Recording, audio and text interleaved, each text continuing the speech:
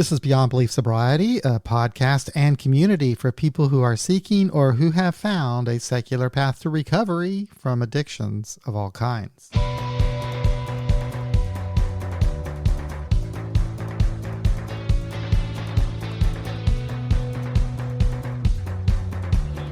Hello, and thank you for taking some time to listen to this podcast. I hope it's a good experience for you and that it helps to add a little something extra to your stockpile of recovery capital.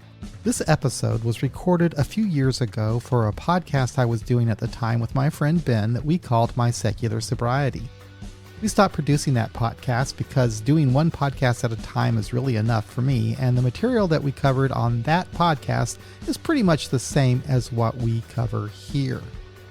At any rate, this conversation that we had with Robert Stump, the executive director of LifeRing Recovery, was a really good one, and I thought it would be great to post that here on Beyond Belief Sobriety for the listeners who may have never heard it.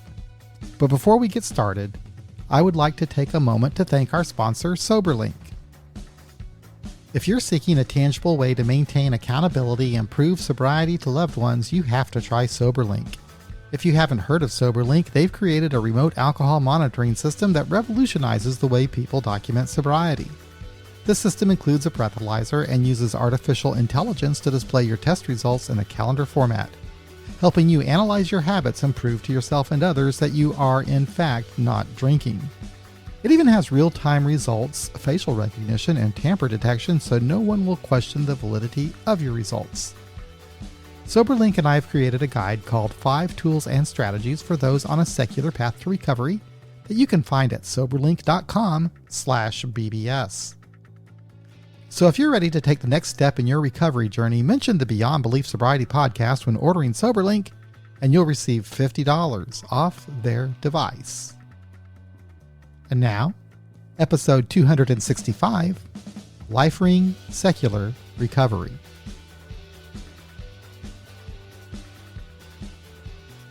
As you pointed out, I am the executive director of LifeRing. I've been here since 2012, after the founder stepped down, Marty Nicholas. He's still alive and well. He lives in Berkeley, California, and he's actually updates the books. We sell a series of books that he's written, and he'll periodically come in and update stuff as need be. So anyway, like I said, I've been here since 2012 in an official capacity. I drank for about 35 years. Alcohol was my choice of drug. And I went into recovery 3 times in 10 years. I started maybe when I was 55. I'm 67 now. But in 97, 2003, and I might have been younger than that, maybe that time frame, but I know in 1997, 2003, and 2006, I went into a recovery program, Kaiser, out here in the Bay Area. It was a 90-day program. It was not in-house. It was outpatient service. You had to go to 2-3 outside meetings a week. Initially it was 3, then they cut it down to 2 in the 3rd month.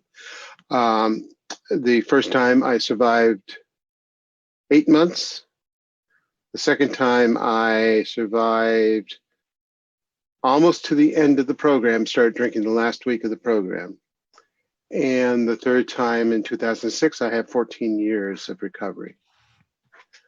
Now I kind of give you that history because initially in 1997, the only program that was available to me was the 12-step program. AA was, I tried my best. And I forced myself to go to meetings because it was the only game in town. It was for me, my worldview, it was a bizarre situation. Yeah. I just did not, and also it is interesting. I went to a number of meetings. I didn't go to any atheist or agnostic meetings. I know they exist in the Bay Area, but then I didn't know what actually, I didn't know why I didn't connect. The crowd I couldn't connect with. It wasn't part of my tribe, etc.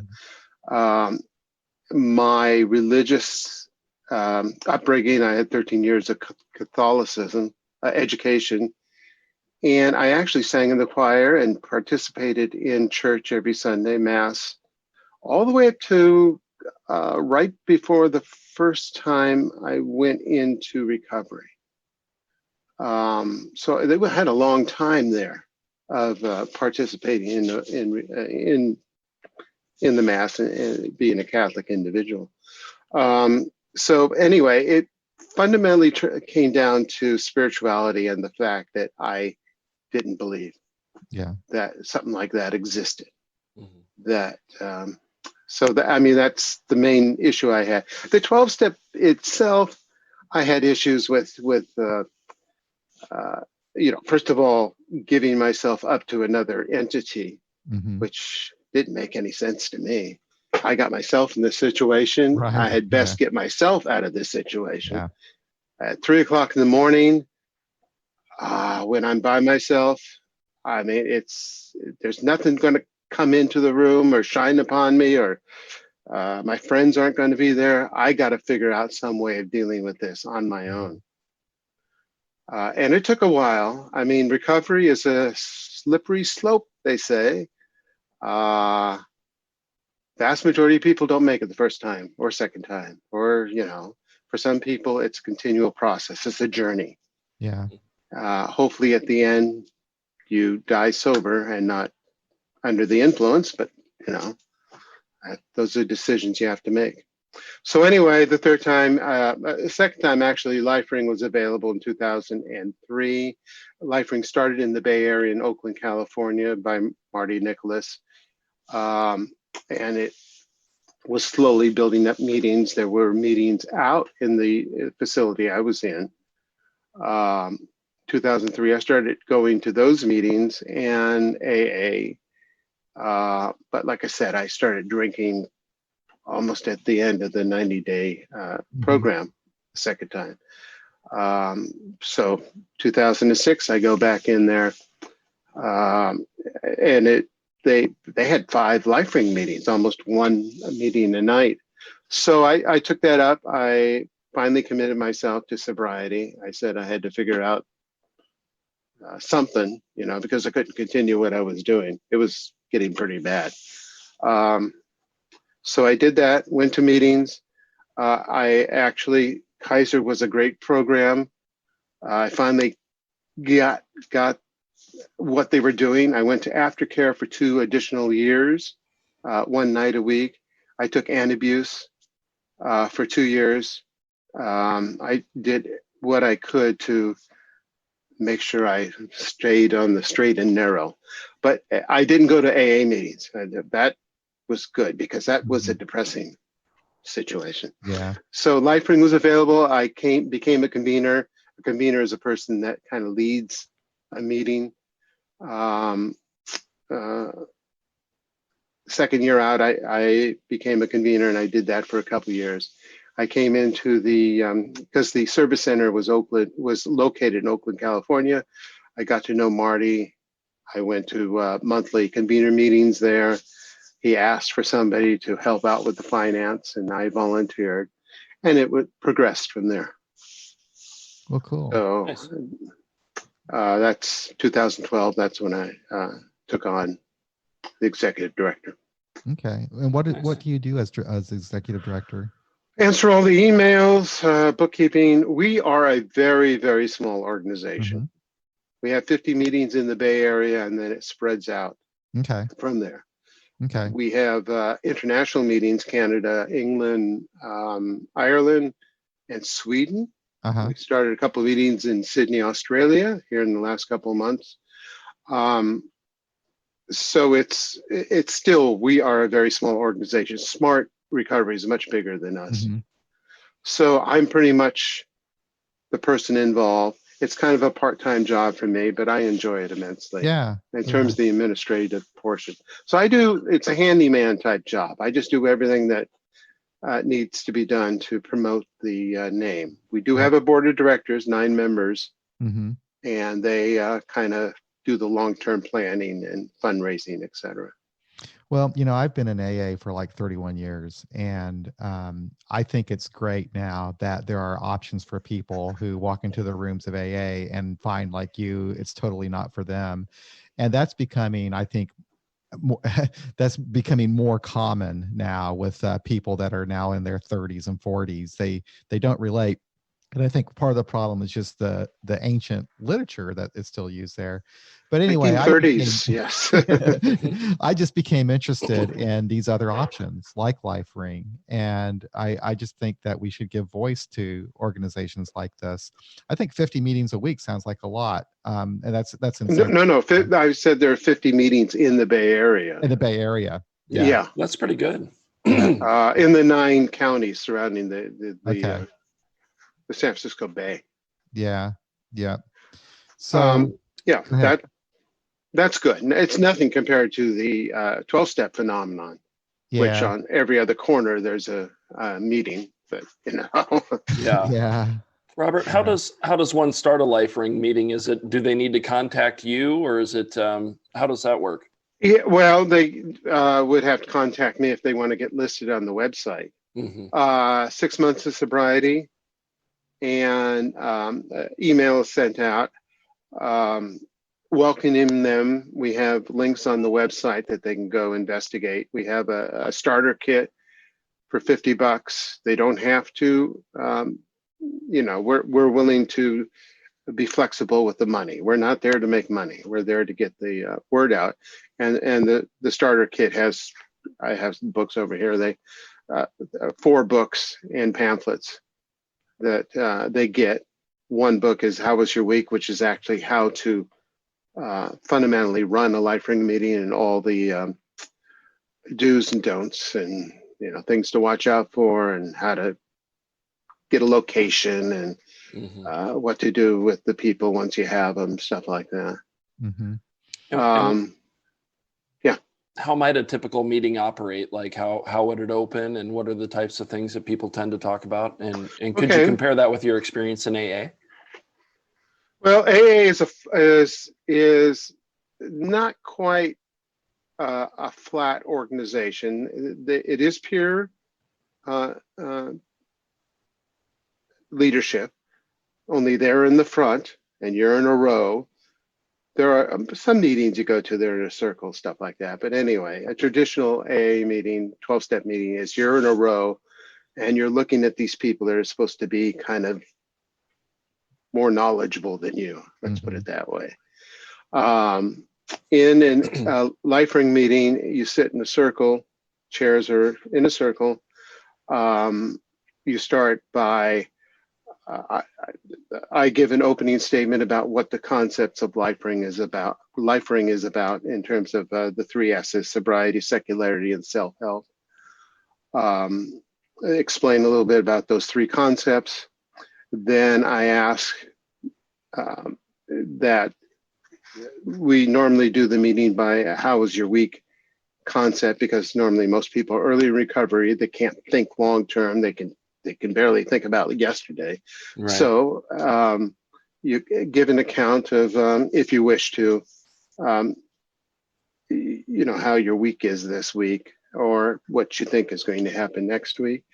For me, conveners are given a lot of leeway in how they handle the group dynamics of the meeting. So I will also say, if there's something that's bothering you, if there's something that was wonderful that happened to you, you can also talk about that too. Crosstalk is allowed, so people can comment. They can say, yes, I agree with that, or that concept didn't work for me, but here's what I did. So it's a best practice type of concept where you kind of the group talks out what they think works best for each individual, because it's not going to work for the other individual, but they share these ideas and they kind of bond in the meeting. Now I do ironically, at the same facility that I went to for the 3 times in recovery, I do a a meeting there at 12:30 on Fridays, where the people are in early recovery from 1 day to 4 weeks. And then once they're done with that program, they put them into the 90-day program. So I have these people only for 4 weeks. And it's just phenomenal to see, for the most part, how they blossom, how people get better over week after week. And so in that meeting, Kaiser kind of says you have to go to it. But I tell the people, no, that, you're not required to come to this meeting. Right. It is an outside meeting, so I can write, they can get credit for going to the meeting, just like they can for a 12-step meeting. Well, even alone, that is great to have that choice.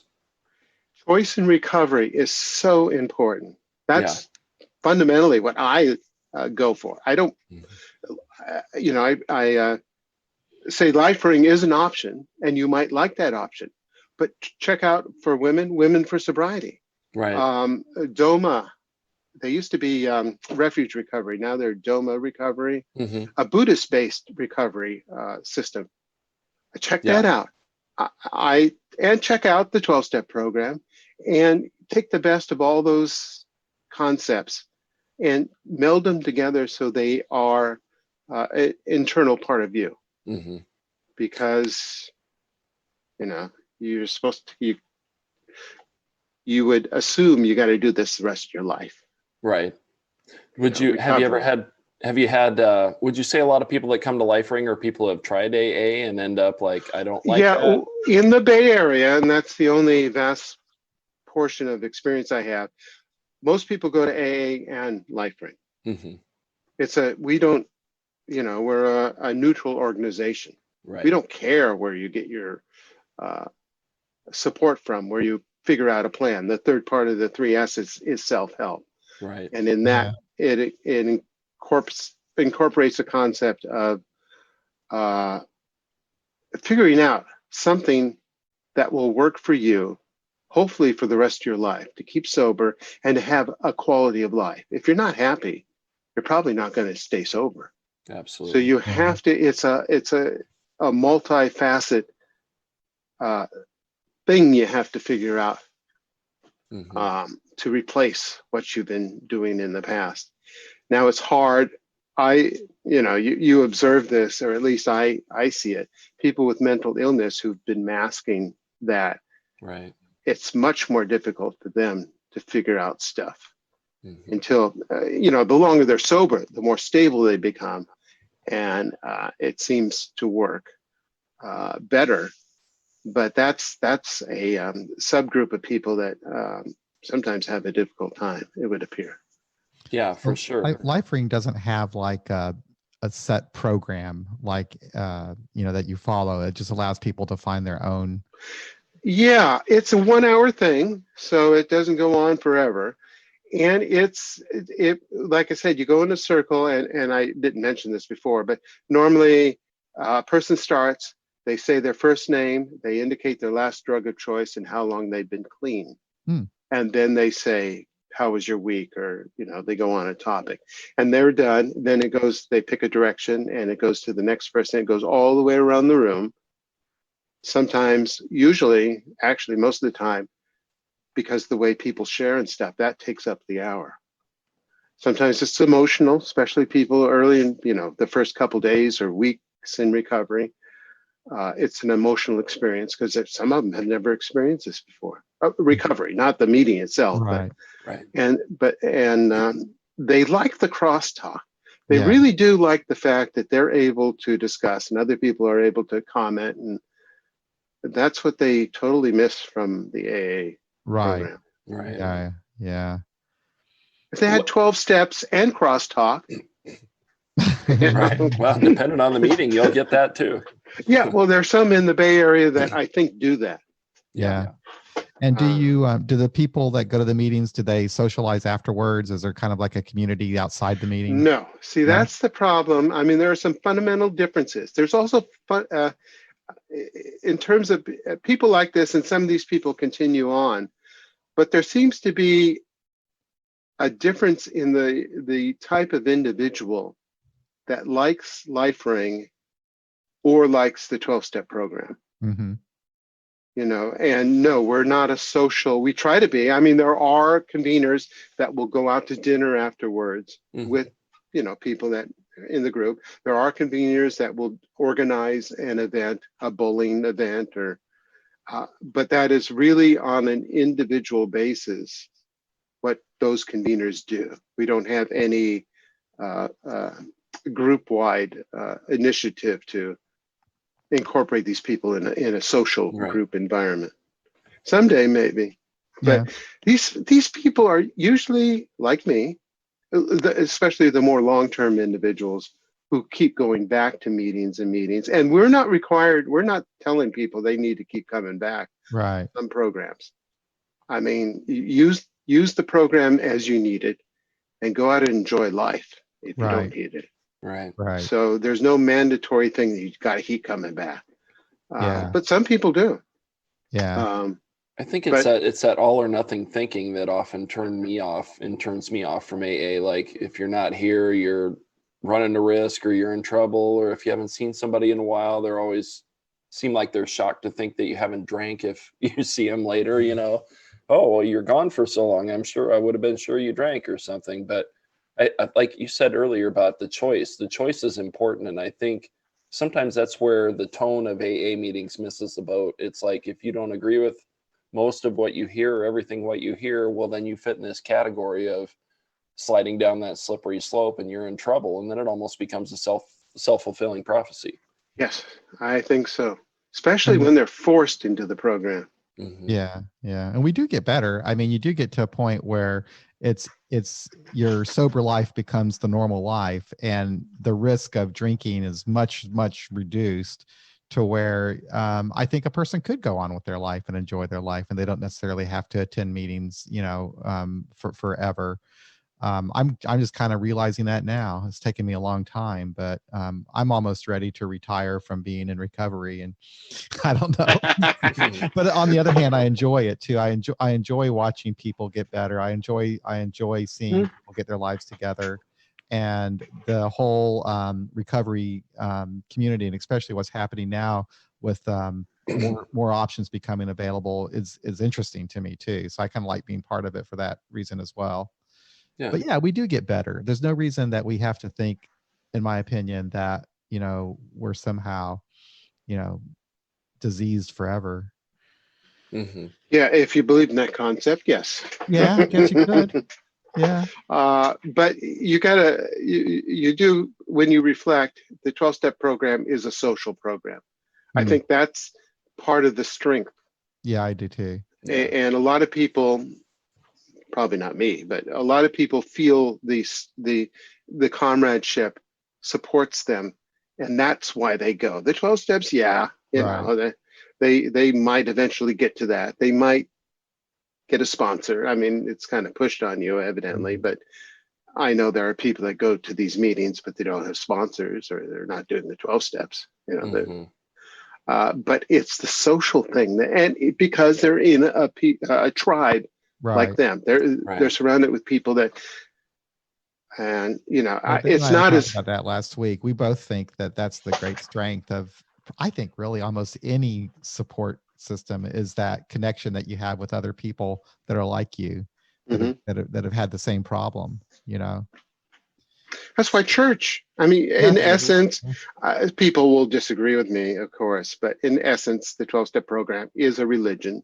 It is. It was. Yeah, I agree. And it offers all the good benefits of a religion. Mm-hmm. You know, religion's not bad per se. No. It offers a lot of social, you know, interactions, and you get sick, people come and visit you, stuff like that. I mean, there's. I think. Go ahead, Robert. I'm sorry. No, I'm done. I was going to say, I think along the lines of what we've been talking about, and I think where my concern falls with AA as well as religion, it's like, if you ever express anything that is outside the norm or even remotely would challenge anything, like bring up a question, it seems like there starts to be that subtle shunning or that pushing away that it's almost like it feels like a punishment of taking away your community if you dare speak out. So then it's the counselor in me says that somewhere each individual person has to dig in emotionally and figure out what is their truth, what is true for them, and to have a safe place to express things like that tend to be more secular, like Smart or LifeRing. I'm loving what I hear about that. And just be able to express that and have a place where you're accepted where you're at, which hasn't always been my experience either with religion or in most AA rooms too. Well, I'll tell you, one of the strengths I see from LifeRing as compared to even the secular AA meetings is that LifeRing takes it all off. It takes that subject, whether you're an atheist, agnostic, or religious person, it's not even material, you know? Mm-hmm. And whereas with a secular AA meeting, there's that thing that says, you know, we're secular, we're not, and there's that dynamic involved with it. You know, where I think it would be ideal just to have where, you know, yeah, if you're religious, if you go to church, that's great, but that's not what this is about. Mm-hmm. Yeah. Absolutely. What you use for your personal strength, and I say this in the meeting so that people don't think we're an atheist group or whatever. Oh, yeah. You got to use what tools you have to keep you sober. Yep. And you use the whole bag of tools. And if you're a religious person, a spiritual person, definitely use that to keep you sane and sober. You know? And I was reading on the website, for LifeRing website, that probably about 40% of the people that go to LifeRing meetings probably are just like the rest of the population. About 40% of them do go to church, are religious. Yeah. And then the rest aren't, but it's not even an issue. It's not something that ever even comes up. Right. Just like in normal society. It's not like we talk about our religion at work or any other part of our life. It's something that should be private, I think, not part of our recovery. But I'm finding more and more people that that is really important. They don't want their belief to be involved with a serious problem like addiction and overcoming addiction. You know, it just doesn't make sense to have that be the answer. So it's great to have these options. It's also, you know, it's because we are of a Christian background, Judeo-Christian background. Muslims, how do they deal with this whole situation? Right. You know, we get a lot of them in our group. They're very religious, but they're not forced to acknowledge a Christian God, right. In order to be in recovery. Yep. Yeah, I brought that up many times when I was more active in my home group in Lincoln instead of up here in Omaha, and people would be kind of flabbergasted. They never really thought about that. And you know, we have certainly a decent enough population of minority religions in all these areas, and it's that no one considers that part. It seems like. Mm-hmm. I would like to see LifeRing. I'd like to see it grow more in this area too. I don't know if we have any meetings in Kansas City or this vicinity. No, you don't. Yeah, it's so hard. It's a matter of luck. Smart got over $100,000 donation when they were starting from a benefactor. And they obviously run a different model than LifeRing does. You know, we have no professional people in our organization. Okay. In the leadership portion of it, nobody has. And I'm not sure what we'd do if somebody did. We'd probably accept them. I mean, but we would say you got to put the therapist's hat here because you are a person in recovery, and that's how you approach. You know, convenient. Yeah, it's more real peer to peer. I'm learning more about Smart. I'm taking the Smart training just to learn about it. Yeah. And it does seem like it's got that component that I'm a little concerned about, where it's like the person who facilitates the meeting has some sort of expertise or something, and it just puts a lot of pressure, I think, on the person who's running the meeting, and it's just kind of a different dynamic. But I don't want to judge it yet because I'm still learning about it. But that is different. That is different from what I'm used to, and I think it sounds like it's different from LifeRing too. Yeah, it's more of a top down because there's an instructor, and there are people that listen. They do talk. There is crosstalk in the meeting and stuff like that, but it's a completely different model. Yeah, and there are benefits to that model. That's why they have a lot more meetings. Yep. Yep. I think something you said, Robert, made me think about this too. Like in early recovery, it can be so tough and it's emotional for a lot of people when you're first contemplating getting sober or actually doing something about it. And I don't know if I'm making too big of a blanket statement, but it's like sometimes the 12-step groups provide this not perfect, but this structured format that says this is the answer. And that appeals to some people, whether It I think does, it's yeah. true or not. But it's also like my father-in-law, who is always constantly looking for the perfect diet that is going to make everything click, and his workout schedule and how many miles he rides on his bike. There's like some perfect number to reach that is going to result in some optimal result. And as somebody who used to be a counselor, I think sometimes that's the mindset that we have to get over on some level, like that LifeRing proposes. If you go to AA, great. If you go to Smart, great. If you heard a podcast where you heard this great saying, great. Mhm. Take from everywhere around you that you can get the truth. And it's more of an internally motivated, emotionally based therapeutic process, I think, rather than you're doing it right. You tell me how to do it. And this person's doing it right. Well, now let me try that. Instead of, it's like, grab all that stuff and form your own thing here about what's working for you, because sure as heck I know what works for John or what works for you is at least a little bit different than what works for And me. I think more people are doing that, Ben. I think Mhm.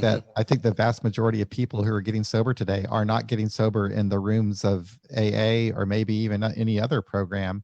But I'm seeing a lot of people just connecting online, the YouTube community, for example, the people that are helping Mhm. each other there, Absolutely. People through on Twitter social even, media, all kinds of things. Yeah. It's amazing. And what's happening, and it's really kind of, it's under the radar, but, people are meeting online, and oftentimes that will turn into real, face-to-face relationships. Hmm.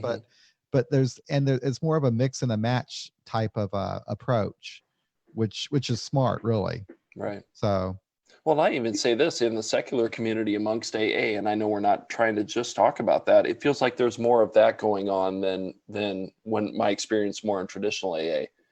It's more about people getting to know each other. And I know AA is a social thing too, but it seems like it's more beholden to this hallowed 12 steps. And that's what I really like from what I'm hearing about Robert about LifeRing, is that it's about us humans right here who are meeting right now in this room and talking. Yeah. You were talking about the social stuff and YouTube stuff like that. I think people are being exposed to the concept that you have permission to do it your own way, Mm-hmm. that you don't have to do it this way or that way. yep. And some of the braver people, not everyone obviously, but some of the braver people are saying, yeah, that's right. I Mm-hmm. can do it my way. Mm-hmm. I also Um, like the growing movement I see of people who are coming out openly as being in recovery and not hiding in their anonymity. Mm-hmm. That I think is really important. That I'm getting to be more that way. That it's not like I wear it on my sleeve or anything, but I don't necessarily want to hide from the world that I'm in recovery, because there's Mm-hmm. nothing wrong with that. And it's good for people to know that, yeah, this is a problem that human beings have, and it's possible to overcome it. yeah. I mean, I've never been anonymous, and I didn't have a high stake job Yeah. when I was working. It doesn't bother me to say what my roots, where I Mm-hmm. came Right. from. In fact, it is a source of strength. It's not Yeah. shame for me. Yeah. I got 14 years now. Yep. Soon I will have more years with counting my youth, more years on earth than sober than under the influence. That's Yeah. nice. Awesome. Yeah. That's I'm great. I'm finding it more accepted too. Just like we've got two young kids, and so I'm interacting with more other people's other kids' parents, and so I don't just immediately say, "Hey, I don't drink," but if another parent is talking to me about going on a golf trip, and they talk about all the crazy stuff they do and party and stuff, and I'll say like, "Oh yeah, I used to do that, man, but I kind of lost my right to do that," and I get a lot more people like nodding and grinning and laughing and being more accepting of that than Mhm. I used to. Whereas maybe it was the way I phrased it in the past too. It was too much AA lingo when I would talk about it, but it does seem, and I think for a while there it got kind of trendy to be sober. even amongst Hollywood and stuff like that, people are wearing it on their sleeves a little bit more. And some people think that's bad, but I think it's great anytime anybody talks about it, just like you guys are saying. Yeah. Yeah, guilt is one of those things that's not talked about much, but is such a heavy burden in, I'm going to say it, in what I was exposed to in the 12-step program, and still what I'm exposed to. I mean, there are people that will argue with you and say, oh no, this is this and that. I find, because of the religious component and Adam and Eve and original sin, and you have to be washed clean, and you got to keep going back, and but it's that burden. If you don't do the 12 steps, you're not clean. You still have guilt. It can. I guess some people can handle it. It would just. I would think it would destroy other people. I find it interesting too that for SMART, that whole idea of looking at your past, your all the resentments and all the problems that you had in the past is less important than figuring out what's going on today in the here and now. It's like, okay, so I'm behaving this way now. Why am I behaving this way now? What is it that's going on with me today that's affecting me, rather than looking back in the past? That's kind of interesting. I mean, I found some of that stuff kind of helpful, I guess, but maybe it really wasn't necessary to do all of that. Yeah. I drank because I loved the taste of alcohol. I loved what it did to me. And, I'm becoming, when you talk about it, you have these reflections, and you create stories in your mind as to how things progressed, and whether it actually happened or not. Nobody knows, but it seems to. I do remember the first time I drank, and it was the greatest experience in the world, and it really helped with social lubrication. I was able to mingle with people, and it was wonderful. And I found that I was able to, over time, I was able to consume a lot more, than other people, and still function apparently, until later in life. I was able to function all right. So I had a higher tolerance for it, which was my downfall. But it seems to me that when I continued to drink, I was trying to recapture that first experience. Yeah. Because it was a I just wonder if that's what people are trying to do. Not people that are mentally ill or have emotional issues that are masking or somehow. I don't have emotional. I've never been under the care of anything or taken any stuff for mental illness. So, and abuse and stuff. I don't think I ever had that. At least I don't remember it. I think I drank because I just enjoyed it. Yep. Yeah. And to a certain point, I guess it doesn't really matter. And I also think that I think the same way. I mean, I had all kinds of things going on in my upbringing, but the bottom line was I somehow became addicted to alcohol, and I think it's because of what was going on in my brain. That's just what I think, but it doesn't really matter when it comes down to how I stay sober, really, which is to not drink. That's the thing about LifeRing. LifeRing is abstinence based. And so is SMART, but we were talking to someone. But yeah, right. But we were talking with Sally last week about harm reduction, and it's not necessarily everybody in SMART is expected to have abstinence as their goal. And that's fine. That's fine, isn't it? Yeah, but it is different. I just, people, in the opening statement, I'll say, LifeRing is soberly based. We're absent. We don't drink or use. But it doesn't mean that you can't moderate. And most of you in the room have tried to moderate. Right. It always comes back that they've tried to. It's just natural for somebody that abuses something to moderate it and try to control it. But there's plenty of people. You get myopic because you think, alcohol and drugs are so bad. 70% of the population 80% have no problems Right. with using it. That's It's just right. that 20 or 30%. You know, the people here in this room, you can't do it.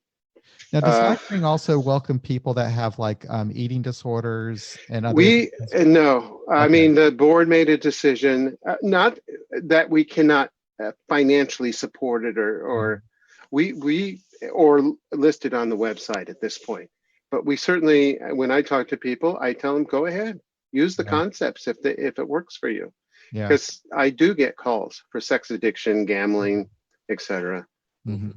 The other thing is Al-Anon. I get calls for people who want to know if LifeRing has a partners or loved ones Yeah. program, which we don't. No. We're No, just there's too actually a need small. for that. There's a big need for the secular family organizations. There's not a lot of it. There's a couple of secular Al-Anon meetings that are coming, that are starting up, but that's just now a new thing. So, well, Robert, I really appreciate you doing this. It was very, very nice of you. And I would really love to speak with more people from LifeRing. So if you would let anyone know that if they would like to come on just to share their story, I would love to have that. I think I really want this to be a platform for secular options other than the 12 steps to be given voice to. And so that's what this is all about. So thank you for participating. I really appreciate that. Okay. I can Yeah. share your email address with maybe other board members, or Mhm. I'm not going to publish it and put it out in the world, but some Yeah. select people, Okay, that'd be great. and see if they, want to participate. Well, that's wonderful. Well, thank you so much. I appreciate it. Okay.